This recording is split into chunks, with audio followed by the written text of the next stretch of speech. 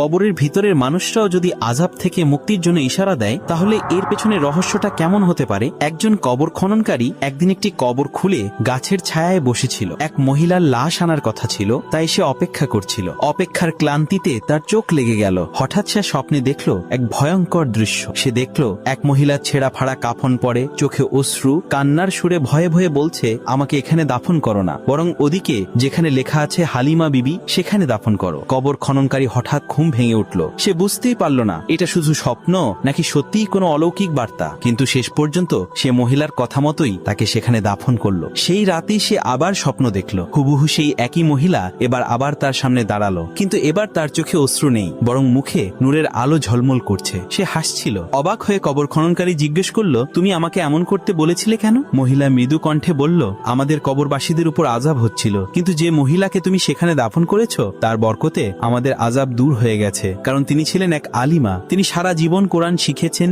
পড়িয়েছেন আর ছোট ছোট বাচ্চাদের কোরআন শিক্ষা দিয়েছেন।